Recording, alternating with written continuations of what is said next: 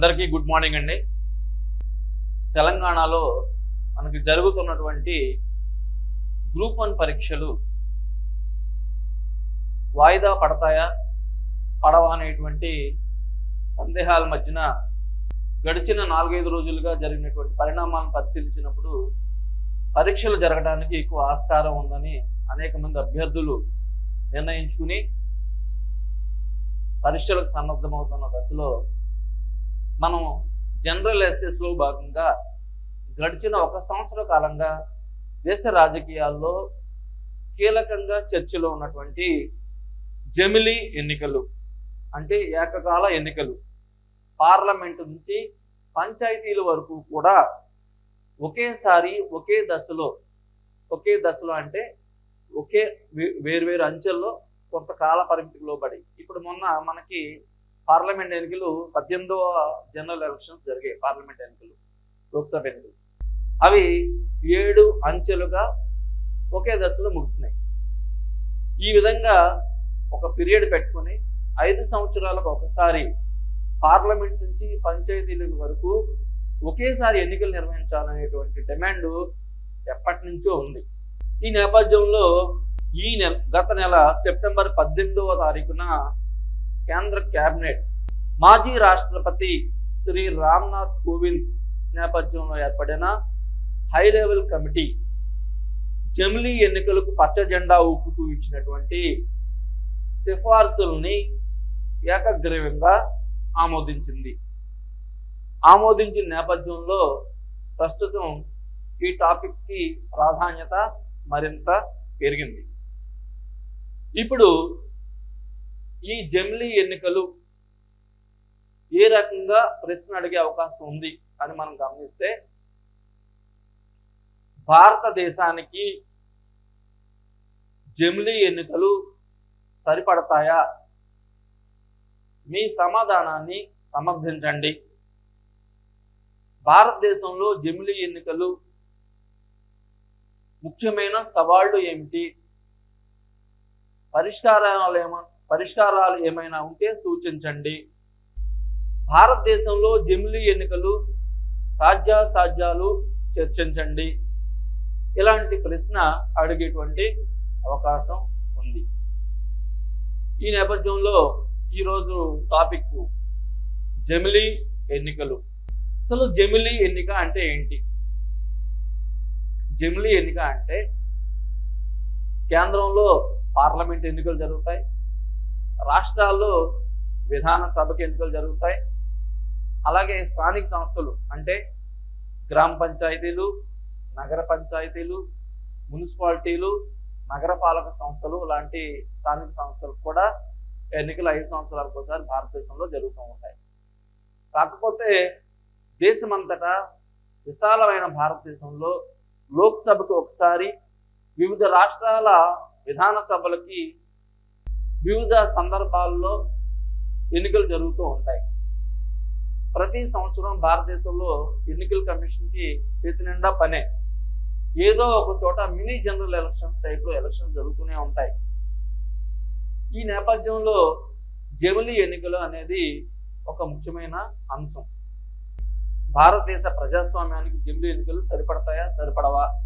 ఒకవేళ జమిలీ ఎన్నికలు నిర్వహించాల్సి వస్తే దాంట్లో ఉన్న సానుకూల అంశాలేంటి, ప్రతికూల అంశాలేంటి, దేశంలో విభిన్న రాజకీయ పక్షాలు, ప్రజా సంఘాల యొక్క అభిప్రాయం ఏమిటి, సాధ్యాసాధ్యాలు, ఆచరణ సాధ్యాల మీద ఉన్నటువంటి అనుమానాలు ఏంటి, దీనికి ప్రత్యామ్నాయంగా జమిలీ ఎన్నికలకి ప్రత్యామ్నాయాలు ఏమైనా ఉన్నాయా అనే అంశాలు మనం ఈ ఎస్ఐలో చర్చిస్తాం. ముఖ్యంగా ఈ జనరల్ ఎస్ఐ ఇంట్రడక్షన్ మనం ప్రధాని ప్రకటనతోటి ప్రారంభిస్తే బాగుంటుంది. ప్రధాని గత నెల 18వ తారీఖున కేబినెట్ అప్రూవల్ తర్వాత ఒక ప్రకటన చేస్తూ ఆయన మాటల్లో జాతీయ రాష్ట్ర స్థాయిలో ఎన్నికలు ఏకకాలంలో నిర్వహించాలనేటువంటి అభిప్రాయాన్ని కేబినెట్ ఏకగ్రీవంగా ఆమోదించడం ముఖ్యమైన ముందడుగు. భారత ప్రజాస్వామ్యం ప్రజ్వలత, భాగస్వామ్యుతం చేయటంలో ఇదెంతో కీలకం. అనేక పక్షాలతో చర్చించి ఈ నివేదికను సమర్పించిన రామ్నాథ్ కోవింద్కు అభినందనలు అంటూ ఆయన ఈ జమిలీ ఎన్నికల్ని స్వాగతించారు. అలాగే ఇక్కడ ఈ ప్రకటన తర్వాత భారతదేశంలో ఎన్నికల సంస్కరణ గురించి మాట్లాడుకోవాలి. ప్రజాస్వామ్యానికి గుండెకాయ లాంటిది లేదా ఆయువు పట్టు వంటిది ఎన్నికల వ్యవస్థ. భారత ఎన్నికల సంఘం ఒక స్వతంత్ర సంస్థ. ఎన్నికల సంఘానికి ఎన్నికల సమయంలో మోడల్ కోడ్ ఆఫ్ కాండక్ట్ అమల్లోకి వచ్చిన దగ్గర నుంచి కోర్టు ముగిసే వరకు అత్యున్నత అధికారాలు ఉంటాయి. దాని యొక్క అధికారాల్లోకి సుప్రీంకోర్టు కూడా జోక్యం చేసుకోలేదు. అత్యవసర పరిస్థితుల్లో ఎన్నికలకు ప్రభావితం చేయని అంశాలను మాత్రమే అది కూడా సుప్రీంకోర్టు ప్రభావితం చేస్తుంది. ఈ నేపథ్యంలో 1950లో మనం రిపబ్లిక్గా అవతరించిన తర్వాత దేశంలో జనరల్ ఎలక్షన్స్ మొదటిసారిగా 1952లో జరిగాయి. అప్పటి నుంచి 2024 వరకు కూడా 18 సార్లు భారతదేశంలో జనరల్ ఎలక్షన్స్ నిర్వహించడంలో, ఫ్రీ, ఫెయిర్, ట్రాన్స్పరెంట్ ఎలక్షన్స్ నిర్వహించడంలో ఎన్నికల సంఘం అత్యంత విజయవంతమైంది. అధికార బదిలీ అనేది ఏ దేశానికైనా కీలకం, ప్రజాస్వామ్య దేశానికి ప్రధానంగా. ఎన్నికలు జరిగిన ప్రతిసారి కూడా ఒక పార్టీ నుంచి మరొక పార్టీకి లేదా ఒక ప్రభుత్వం నుంచి మరొక ప్రభుత్వానికి అధికార బదిలీ జరగడానికి ఎన్నికలు అనేవి ఆధారం. ఎన్నికల్లో విజయం సాధించిన పార్టీ లేదా ప్రభుత్వం అధికారాన్ని చేపడుతుంది. ఈ అధికారాన్ని బదిలీ చేయడంలో ఎన్నికల సంఘం అత్యంత కీలకమైన పాత్ర పోషిస్తుంది. ఎక్కడా కూడా వివాదాలకు తావు లేకుండా శాంతియుతంగా ఒక ప్రశాంత వాతావరణంలో రక్షణ మధ్యన ప్రజలు స్వేచ్ఛాయుతంగా వారి యొక్క సార్వత్రిక ఓటు హక్కుని వినియోగించుకుని వారికి నచ్చిన ప్రజాప్రతినిధుల్ని ఎన్నుకుని ఆ ప్రజాప్రతినిధులు రాష్ట్ర ప్రభుత్వాన్నో లేకపోతే కేంద్ర ప్రభుత్వాన్నో ఏర్పాటు చేయడంలో ఈ ఎన్నికలు అనేవి అత్యంత కీలకం. అంటే భారతదేశంలో గత 72 సంవత్సరాల్లో 18 సార్లు ఈ జనరల్ ఎలక్షన్స్ నిర్వహించడంలో ఎన్నికల సంఘం అత్యంత ముఖ్యమైన పాత్ర పోషించింది. అంటే జమిలీ ఎన్నికలు కాకముందే ఇప్పుడు ఏదైతే మన చర్చలో ఉందో ఈ జమిలీ ఎన్నికలు రాకముందే ఎన్నికల సంఘం అనేది భారత ప్రజాస్వామ్యం వికసించడంలో ఒక ముఖ్యమైన పాత్ర పోషించింది. 1947లో భారతదేశానికి స్వాతంత్రం ఇస్తూ బ్రిటిష్ వారు మీది ఒక విఫల ప్రయోగం, భారతదేశం మనుగడ అనుమానాస్పదం అని చెప్పిన సందర్భంలో ప్రపంచ నాయకులు దేశాల యొక్క అనుమానాలు పటాపంచులు చేస్తూ భారతదేశం ప్రపంచానికి ఆదర్శంగా ఇప్పుడు ముందుకు సాగుతోంది. ఈ నేపథ్యంలో మనం ఈ ఇంట్రడక్షన్ రాస్తాం. అయితే ఈ ఇంట్రడక్షన్ తర్వాత కొనసాగింపుగా అంతా బాగానే ఉందా, ఏమీ లేదా, భారతదేశ ఎన్నికల విధానంలో ఏమీ లోపాలు లేవా అంటే ఇంట్రడక్షన్ పారాగ్రాఫ్ లో ప్రధాని ప్రకటన భారత ప్రజాస్వామ్యంలో ఎన్నికల వ్యవస్థ యొక్క గొప్పతనం చెప్పిన తర్వాత ఎన్నికల వ్యవస్థలో ఉన్నటువంటి కొన్ని లోటుపాట్లు కూడా చెప్పుకొని ఈ పారాగ్రాఫ్ ముగిస్తే బాగుంది. ఎప్పుడు కూడా పాజిటివ్ అంశాలను మాత్రమే ప్రస్తావించకూడదు. ఇంట్రడక్షన్ లో జరుగుతున్నటువంటి సవాళ్లు, ప్రతికూల అంశాలను కూడా ప్రస్తావించి ముగించాలి. అంటే ఎన్నికల సంఘం ఎన్నికలు నిర్వహించడమే కాకుండా నిర్వహణలో అనేక సంస్కరణలు తీసుకొచ్చింది. ఇప్పుడు భారతదేశంలోనే కాకుండా ప్రపంచ పరిణామ క్రమంలో, నాగరికత పరిణామ క్రమంలో చక్రం ఒక ముఖ్యమైన ఆవిష్కరణ. అలాగే టిఎన్ శాసన కాలంలో మనకి భారత ఎన్నికల వ్యవస్థలో ఒక ముఖ్యమైన ముందడుగు ఓటర్ గుర్తింపు కార్డు. ఓటర్ గుర్తింపు కార్డు దగ్గర మొదలుపెట్టి ఎలక్ట్రానిక్ ఓటింగ్ మిషన్లు, వివిప్యాట్లు, వెబ్ కాస్టింగ్ లాంటి అనేక సంస్కరణలు, నేడు ఆర్టిఫిషియల్ ఇంటెలిజెన్స్ వాడే పరిస్థితికి భారత ఎన్నికల సంఘం ప్రవేశించింది. ఇన్ని సంస్కరణలు జరుగుతున్నప్పటికీ కూడా భారత ఎన్నికల వ్యవస్థలోకి, ప్రజాస్వామ్య వ్యవస్థలోకి కొన్ని వ్యతిరేక శక్తులు ప్రవేశించాయి. అదే కులతత్వం, మతతత్వం, ధన ప్రవాహం, హత్య రాజకీయాలు, ఉచితాలు. ప్రధానంగా ఉచితాలు అనేవి ఒక విచ్చలవిడితనం పెరిగిపోయింది భారతదేశంలో. ఒక రాష్ట్రాన్ని చూసి మరొక రాష్ట్రం, మరొక రాష్ట్రాన్ని చూసి మరొక రాష్ట్రం ప్రజాకర్షక పథకాలు, ఉచిత పథకాలతోటి ఓటర్ని ప్రభావితం చేస్తూ అసలు సిసలైన ప్రజాస్వామ్యానికి విఘాతం కలిగించేలా సవాలుగా మారాయి. ఈ నేపథ్యంలో ఈ జమిలీ ఎన్నికలే సంజీవని అవుతాయా ఏమో ఆలోచించాలి అంటూ మనం ఇంట్రడక్షన్ పారాని ప్రారంభించవచ్చు. అలాగే నెక్స్ట్ పారాగ్రాఫ్లోకి వెళ్ళేసరికి కొనసాగింపుగా ఇంట్రడక్షన్ ఇలా పెట్టచ్చు. రెండో పారా, ఆరంభంలో జమిలీలే భారతదేశం కొత్తగా ఏర్పడినటువంటి ప్రజాస్వామ్య దేశం. 1952లో మన ప్రజాస్వామ్య ప్రయాణం ప్రారంభమైనప్పుడు కేంద్రంలో లోక్సభకి, రాష్ట్రాల్లో అసెంబ్లీలకి ఒకేసారి ఎన్నికలు జరిగాయి. అంటే జమిలీలు అంతర్లీనంగా భారతదేశంలో మొదట ప్రారంభమైనవి 52లోనే. కానీ 52 తర్వాత 1957 తర్వాత 1962 ఎన్నికల వరకు కూడా పెద్దగా ఇబ్బందులు లేకుండానే జమిలీ ఎన్నికలు జరిగాయి. కానీ దానికంటే ముందు మూడవ జనరల్ ఎలక్షన్స్ తర్వాత మొదటిసారిగా ఈ సైకిల్ కి బ్రేక్ పడింది. ఎలా అంటే 1959లో కమ్యూనిస్టు ప్రభుత్వం అధికారంలో ఉంది. ఈఎంఎస్ నంబూద్రిపాల్ ముఖ్యమంత్రిగా ఉన్నారు. అక్కడ 1960 జూలైలో అనుకుంటా అక్కడ రాష్ట్రపతి పాలన అధికారాన్ని 356 ప్రయోగించడం వల్ల అక్కడ శాసనసభ సుప్త చేతనావస్థలోకి వెళ్ళి 60 ఫిబ్రవరిలో ఎన్నికలు జరిగాయి అక్కడ. అంటే మొదటిసారిగా అక్కడ ఈ జమిలీ ఎన్నికల సైకిల్ కి బ్రేక్ పడింది. ఆ తర్వాత 60-62 సంవత్సరాల్లో కూడా అనేక రాష్ట్రాల్లో రాష్ట్ర ప్రభుత్వాలు పడిపోవడం వల్ల ఆయా రాష్ట్రాల్లో అసెంబ్లీలకు ఎన్నికలు ప్రారంభమైనాయి. అలాగే 67 తర్వాత 1970 దశకం 80 దశకంలో జనసంఘ్, ఎస్ఎస్పి, పిఎస్పి, భారతీయ క్రాంతి దళ్ లాంటి అనేక పార్టీలు పుట్టుకురావడం, కమ్యూనిస్టులు అనేక ప్రాంతాల్లో బలపడటం లాంటివి జరగటం వల్ల జాతీయ స్థాయిలో ఐఎన్సి, ఇండియన్ నేషనల్ కాంగ్రెస్ కి ప్రత్యామ్నాయ ప్రభుత్వాలు అనేవి రాష్ట్రాల్లో ఏర్పాటవడం ప్రారంభమైంది. అలాగే 1980 దశకం తర్వాత బీజేపీ జాతీయ పార్టీగా బలపడటం ప్రారంభమైంది.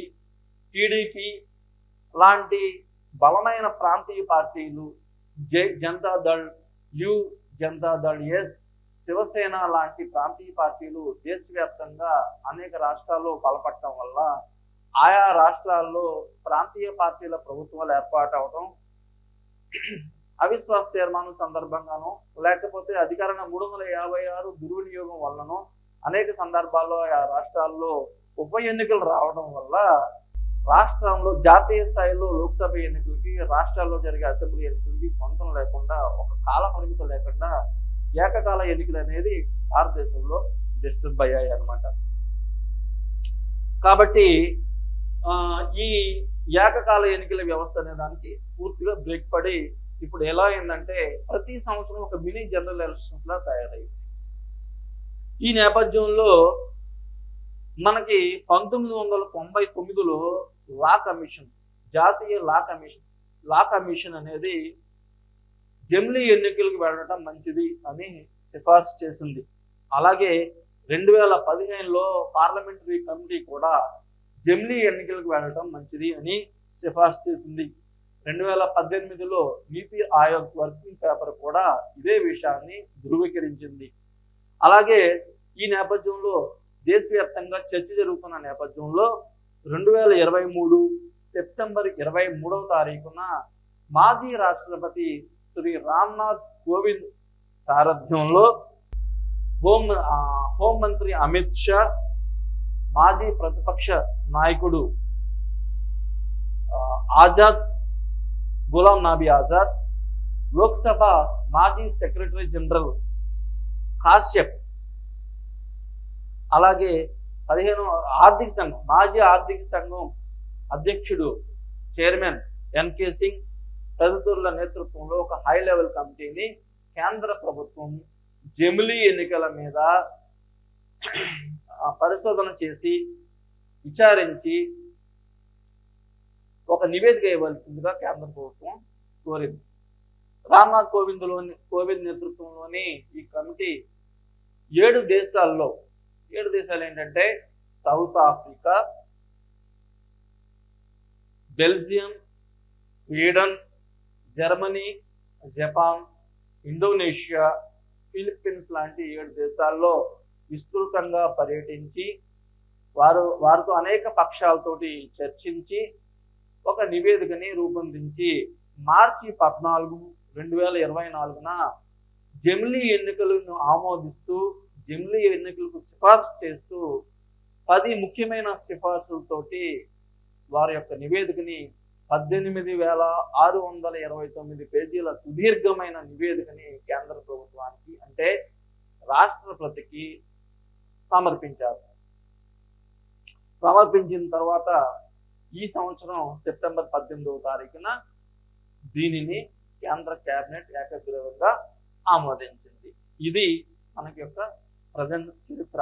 అంటే 1952 జమిలీ ఎన్నికలు ప్రారంభమైన నాటి నుంచి 2024 దాకా జరిగినటువంటి పరిణామ క్రమం. ఈ పరిణామ క్రమాన్ని మనం నెక్స్ట్ రాసుకుంటాం 2వ పేరా కింద. 3వ పేరా ఏంటంటే ఎలా ముందుకు అంటే ఏం చెప్పింది రామ్నాథ్ కోవింద్ కమిటీ ఏం చెప్పింది, దాన్ని ఎలా ముందుకు వెళ్ళాలనుకుంటున్నారనే ప్రభుత్వం ఈ ఆలోచన ఏంటనే దాని గురించి మనం ఇక్కడ మాట్లాడుకుంటాం. కేంద్ర కేబినెట్ ఆమోదం తర్వాత కేంద్ర సమాచార ప్రసార శాఖ మంత్రి వైష్ణవ్ అశ్విని ఏం చెప్పారంటే భారతదేశంలో ఈ కేబినెట్ ఆమోదం తర్వాత ఏకాభిప్రాయం కోసం సర్వసమ్మతి కోసం దేశంలోని అన్ని రాజకీయ పక్షాలు, ప్రజా సంఘాలు, మేధావులు అనేక సంస్థలతోటి చర్చించి విస్తృతంగా చర్చ జరిగిన తర్వాత అన్ని పక్షాలను కూడా కలుపుకొని మేము ఈ ప్రభుత్వ హయాంలోనే ఈ 5 సంవత్సరాల కాలంలోనే దీని మీద ఒక ఏకాభిప్రాయాన్ని సాధించి ముందుకు వెళతామని, అలాగే ఈ సందర్భంలోనే డీలిమిటేషన్ జనాభా లెక్కల సేకరణ, ఇప్పుడు జరిగేటువంటి జనాభా లెక్కల సేకరణ తర్వాత జరిగేటువంటి తొలి డీలిమిటేషన్ తర్వాత మన యొక్క లోక్సభ స్థానాలు 543 నుంచి 753కి పెంచడం, అలాగే దాన్ని అనుసరించి మహిళా రిజర్వేషన్లు 15 సంవత్సరాల పాటు అమలు చేయడం, అలాగే ఈ జమిలీ ఎన్నికలు వీటన్నిటినీ కూడా సమన్వయం చేసుకుంటూ ఈ 5 సంవత్సరాల కాలంలోనే దీని మీద ముందుకు వెళ్తామని ఆయన అశ్విని వైష్ణవ్ అన్న ఆయన కేంద్ర సమాచార ప్రసార శాఖ మంత్రి చెప్పారన్నమాట. చెప్పిన తర్వాత ఈ రామ్నాథ్ కోవింద్ కమిటీ ఎలా ముందుకు వెళ్ళాలి అనేది ఏం చెప్పిందంటే ఎలా నిర్వహించాలి ఏంటి ఆ సూచనలు అంటే న్యాయ సంరక్షణ కోసం భారత ప్రభుత్వం ఈ జమిలీ ఎన్నికలు నిర్వహించడానికి అవసరమైన న్యాయ సంరక్షణ యంత్రాంగాన్ని శాశ్వత ప్రాతిపదికన ఏర్పాటు చేసుకోవాలి ముందు. రెండవది ఈ జమిలీ ఎన్నికల్ని 2 దశల్లో నిర్వహించాలి. మొదటి దశలో కేంద్రంలో లోక్సభకి, రాష్ట్రాల శాసనసభకి మొదటి దశలో ఎన్నికలు నిర్వహించాలి. మూడవ అంశం రామ్నాథ్ కోవింద్ యొక్క 3వ అంశం ఏంటంటే 100 రోజుల కాల పరిమితితో అంటే కేంద్ర లోక్సభ, రాష్ట్రాల విధానసభలకు ఎన్నిక జరిగినటువంటి 100 రోజుల కాల పరిమితిలో 2వ దశలో స్థానిక సంస్థలు అంటే గ్రామ పంచాయతీలు, పట్టణ స్థానిక సంస్థలు, నగర స్వపరిపాలనా సంస్థలు వీటన్నిటికీ కూడా ఒక దశలో ఎన్నికలు జరగాలి. అలా 2 దశల్లో చట్టసభలకి ఒకసారి, స్థానిక సంస్థలకు ఒకసారి 2 దశల్లో 100 రోజుల కాల పరిమితితోటి జమిలీ ఎన్నికల్ని నిర్వహించాలి. 4వ పాయింట్ దీనికోసం రాష్ట్రపతి ఒక అపాయింటెడ్ డేని ఏర్పాటు చేయాలి, ప్రకటించాలి. అది ఏ రోజు అవుతుందంటే జమిలీ ఎన్నికలు అమల్లోకి వచ్చిన తర్వాత జరిగే లోక్సభ ఎన్నికలు జరిగి లోక్సభ సమావేశం జరిగిన రోజుని అపాయింటెడ్ డేగా రాష్ట్రపతి ప్రకటిస్తారు. ఇది 4వ పాయింట్. ఆ డే ప్రకారమే దాని ప్రాతిపదికనే దేశంలోని రాష్ట్ర అసెంబ్లీలన్నింటికీ కూడా దానికి ఎంత కాల పరిమితి ఉంటుందో వీటికి కూడా అదే కాల పరిమితితోటి అసెంబ్లీల యొక్క కాల పరిమితిని ప్రకటిస్తారు. ఇది 5వ పాయింట్. 6వ పాయింట్ ఏంటంటే 6వ అంశం రామ్నాథ్ కోవింద్ సూచనలో 6వ అంశం ఏంటంటే కేంద్రంలో కానీ రాష్ట్రాల్లో కానీ హంగ్ అసెంబ్లీ కానీ అవిశ్వాస తీర్మానం ద్వారా ప్రభుత్వం పడిపోయే పరిస్థితున్నప్పుడు కానీ తాజా ఎన్నికలకు వెళ్ళాలి అనేది మరొక ముఖ్యమైన సూచన. అలాగే లోక్సభకు ఎన్నికలు జరిగిన తర్వాత మధ్యలో హంగ్ ఏర్పడటం వల్ల కానీ అవిశ్వాస తీర్మానం నెగ్గిన సందర్భంలో జరిగే తాజా ఎన్నికల తర్వాత అపాయింటెడ్ డేకు మిగిలిన కాలానికి మాత్రమే, అంటే సపోజ్ 2029లో లోక్సభకి జమిలీ ఎన్నికలు జరిగాయి, మళ్ళా 2034 దాకా ఎన్నికలు జరగకూడదు. మధ్యలో ఎక్కడా కూడా అసెంబ్లీలకు కానీ లోక్సభకు కానీ ఎన్నికలు జరగకూడదు. కానీ సపోజ్ 2032లో కేంద్ర లోక్సభ ముగిసింది, దాన్ని రద్దుపరిచారు రాష్ట్రపతి అనుకోండి. అప్పుడు అపాయింటెడ్ డేకి ఎన్ని సంవత్సరాల కాలం ఉన్నట్టు? 2 సంవత్సరాల కాలం ఉన్నట్టు. అంటే 3 సంవత్సరాల కాల పరిమితి మాత్రమే ముగిసింది. ఇంకొక 2 సంవత్సరాలు ఎన్నికలు జరగడానికి టైం ఉంది. కాబట్టి 2032లో తాజా ఎన్నికలకు వెళ్తే కనుక అపాయింటెడ్ డేకి ఉన్నటువంటి 2 సంవత్సరాల కాల పరిమితికి మాత్రమే ఎన్నికలు జరగాలి. అంటే 2032 నుంచి 2034 వరకు మాత్రమే, ఆ 2 సంవత్సరాలు మాత్రమే ఆ లోక్సభ మనుగడలో ఉంటుంది. ఇది 6వ పాయింట్. ఇక 7వ పాయింట్ ఏంటంటే 7వ పాయింటే అది మిగిలిన కాలం. 8వ పాయింట్ ఏంటంటే సేమ్ అదే పరిస్థితి రాష్ట్రాలకు ఏర్పడినప్పుడు రాష్ట్రాలకి మిగిలిన లోక్సభ కాలం ఎంతైతే ఉంటుందో, సపోజ్ 2032లో లోక్సభ ఎన్నికలు జరిగినాయి, మళ్ళీ ఆ టైంలో 2033లో ఏదో ఒక రాష్ట్రంలో ఒక సంవత్సరం ముందు అపాయింటెడ్ డేకి ఒక సంవత్సరం ముందు ఏదన్నా అసెంబ్లీ రద్దు అయింది, లోక్సభకి అపాయింట్ డేకి ఇంకొక సంవత్సరం మాత్రమే కాలం ఉంది. ఆ 1 సంవత్సరం కాలానికే ఈ అసెంబ్లీకి ఎన్నికలు జరగాలన్నమాట. అంటే పైన లోక్సభకి ఏదైతే సూత్రం వర్తించిందో అసెంబ్లీలకు కూడా అదే సూత్రం వర్తిస్తుంది. అలాగే 9వ పాయింట్ ఏంటంటే కేంద్ర ఎన్నికల సంఘం రాష్ట్ర ఎన్నికల సంఘాలతో సమన్వయం చేసుకుని దేశవ్యాప్తంగా ఒకే గుర్తింపు కార్డు, కేంద్ర ఎన్నికలకైనా రాష్ట్రాల ఎన్నికలకైనా స్థానిక ఎన్నికలకైనా ఒకే గుర్తింపు కార్డు అనేది ఓటర్లకు అందజేయాలి. అలాగే ఎన్నికల జాబితాలు కూడా ఏకరూప ఎన్నికల జాబితాలని తయారు చేసుకోవాలి. అలాగే 10వ ముఖ్యమైన సూచన ఏంటంటే ఎన్నికల సంఘానికి భారత ప్రభుత్వంతో సమన్వయం చేసుకుని ఎన్నికల సంఘం జమిలీ ఎన్నికలకు అవసరమైనటువంటి ఎన్నికల సామాగ్రిని, ఈవీఎంలను, వివిప్యాట్లను, వారికి కావాల్సిన సిబ్బందిని ముందస్తుగానే ఏర్పాటు చేసుకోవాలి, సన్నద్ధం చేసుకోవాలి. ఇవి 10 ముఖ్యమైన సూచనలు. ఇవి మీరు కీవర్డ్స్ కింద రాసుకుంటే మొదటిది న్యాయ సంరక్షణ ఏర్పాటు చేసుకోవాలి. 2 దశలు, 2వ పాయింట్ 3వ పాయింట్ 2 దశల్లో ఎన్నికలు అనేది గుర్తుపెట్టుకోండి. 4వ పాయింట్ అపాయింటెడ్ డే అనేది గుర్తుపెట్టుకోండి. 5వ పాయింట్ ఈ అపాయింటెడ్ డే ఆధారంగా అసెంబ్లీలకి, ఇది కేంద్రానికి, ఇవి రాష్ట్రాలకి. తర్వాత 6వ పాయింట్ 7వ పాయింట్ అవిశ్వాస తీర్మానం కానీ సంఘ పార్లమెంట్ కానీ ఏర్పడినప్పుడు ఎన్నికలు కేంద్రంలోను రాష్ట్రంలో 6, 7 పాయింట్లు 7, 8 పాయింట్లు. అలాగే 9వ పాయింట్ 10వ పాయింట్ ఏంటంటే 9వ పాయింట్ ఎన్నికల గుర్తింపుల కార్డులు ఏకరూపంగా ఉండాలి. అలాగే జాబితాలు కూడా ఏకరూపంగా ఉండాలి. కేంద్రంలోను రాష్ట్రంలోను ఒకే రకమైన జాబితా, ఒకే గుర్తింపు కార్డులు ఉండాలనేది 9వ పాయింట్. అయితే 10వ పాయింట్ ఏంటంటే ఎన్నికల సంఘం ఈ ఎన్నికల సామాగ్రిని కానీ, ఈ ముద్రణ అవసరమైనటువంటి సామాగ్రిని కానీ, అలాగే ఎలక్ట్రానిక్ ఓటింగ్ మిషన్లు కానీ, వివిప్యాట్లు కానీ, అలాగే సిబ్బందులు కానీ ముందస్తుగానే ఏర్పాట్లు చేసుకోవాలి తప్ప ఎన్నికలు దగ్గరికి వచ్చిన తర్వాత షెడ్యూల్ ఇచ్చిన తర్వాత ఏర్పాటు చేసుకోవడం అనేది సరికాదు అనేది కోవింద్ గారు చెప్పినటువంటి సూచన. ఈ 10 సూచనలని కూడా కేంద్ర ప్రభుత్వం ఏకగ్రీవంగా కేబినెట్ అప్రూవల్ ద్వారా ఆమోదించింది.